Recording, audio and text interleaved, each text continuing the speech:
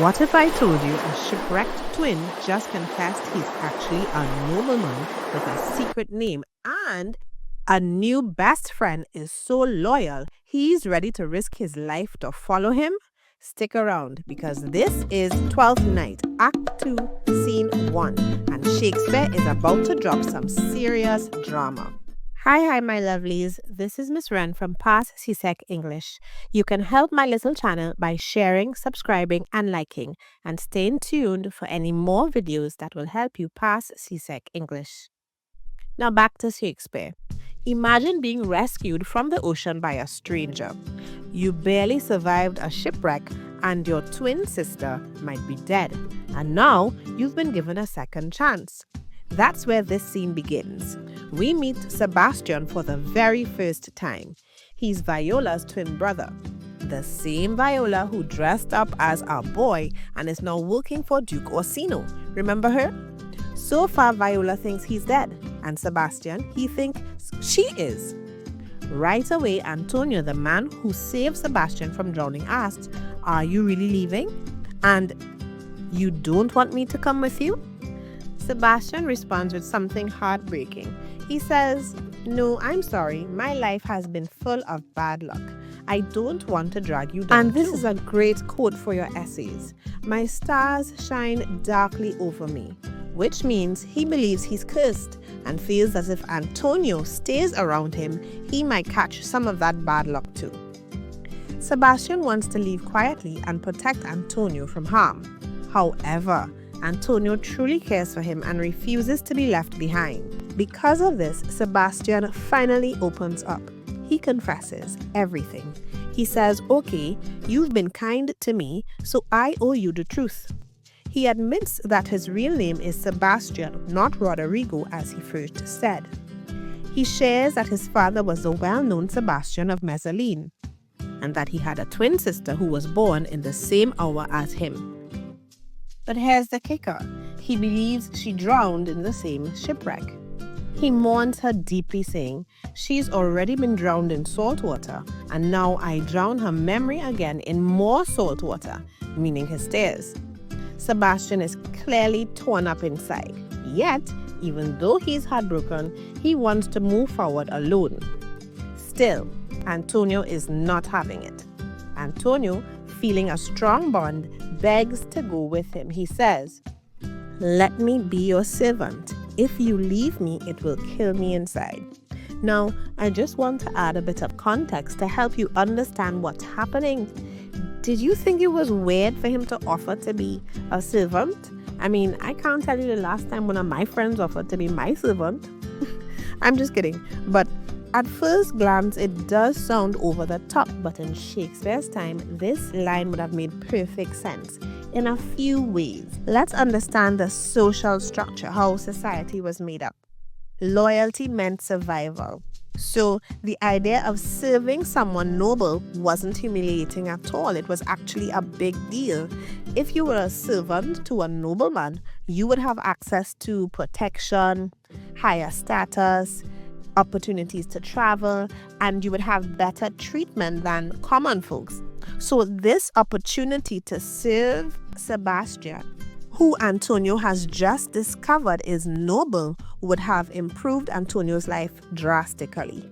By offering to serve Sebastian, Antonio was offering loyalty, safety, and a friendship in a way that was deeply respected. It was like saying, "I'll have your back through anything." Also consider that Sebastian wants to travel alone because he thinks he's cursed.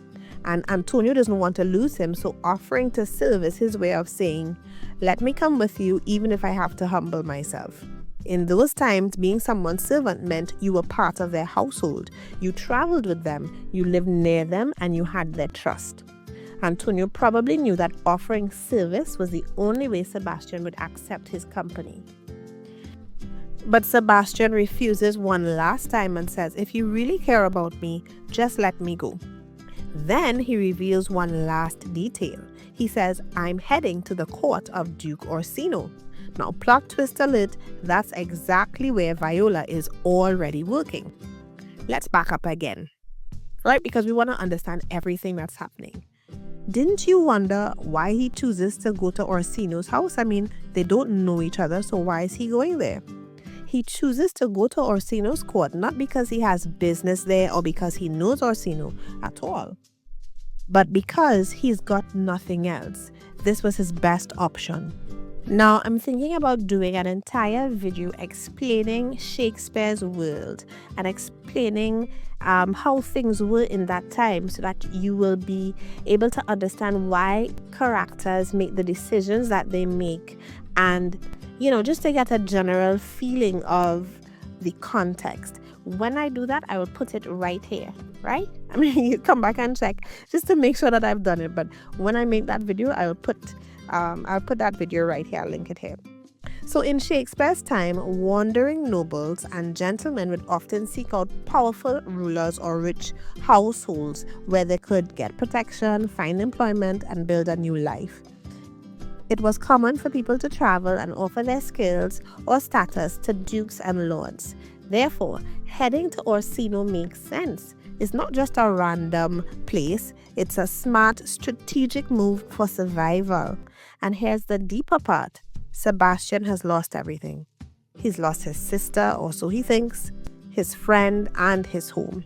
So maybe, just maybe, he's hoping that by going to Illyria, he'll find a new beginning, some hope in the middle of his grief. I don't know what Shakespeare's message. Maybe Shakespeare's trying to say when life knocks you down, it's okay to take a chance. So where were we? Right, Sebastian is headed to Orsino's palace. Just imagine, twins, both alive, both headed to the same place and nobody knows it. It's like a Shakespearean soap opera.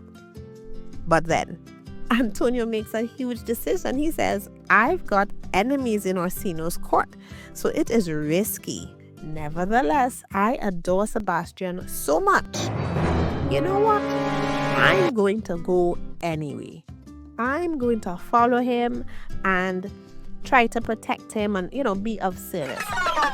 Because when you care about someone that much, even danger feels like a game.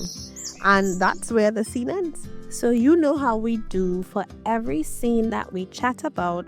I like to break down the characters because within this scene or within every scene, we get to see more and more of the characters' personalities. So let's talk about them here. Who are these guys? Let's look at Sebastian, right? We're meeting him for the first time and he is clearly grief-stricken. He cries remembering his sister and I thought that was so sweet. He says, she is drowned already, though I seem to drown her remembrance again with more salt water. And that, to me, that is very touching. We could also compare how he grieves for her to how she grieved for him in the first scene. Remember that when she was with the captain and she had just washed ashore? They both grieve for each other very genuinely, but yet not as over the top as Olivia's grief can be seen to be. This scene also reveals Sebastian's character to be honest. Even though he tried to hide his identity at first, actually he didn't try, he did hide his identity. He confessed to Antonio out of respect and trust at a point where he didn't need to confess. He could have just left. And that really shows integrity. So he's not just sad, he's a broken young man trying to protect the few people left who care about him. Let's skip across to Antonio. Undoubtedly, Antonio is devoted. He literally says, let me be your servant, even after being told no. And that shows a lot of commitment. We can also say that he's fearless. Some people think it's stupid, but we'll call it fearless. We can say that he's fearless because even though he has enemies at Orsino's court, he says, danger shall seem like sport. Basically, bring it on. So now I have to ask, tell me in the comments, would you follow your bestie into territory that you know is unsafe for you just to make sure that they are okay?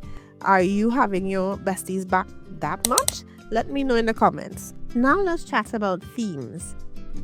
This scene may be very short, but the themes are huge. First, let's look at identity and revelation.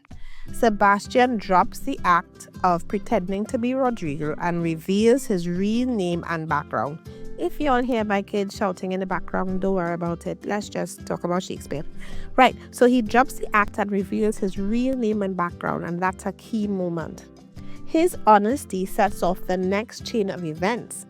Maybe the message here is being honest about who you are can lead to true connection, even when it's hard. The second theme we can talk about here is friendship and loyalty.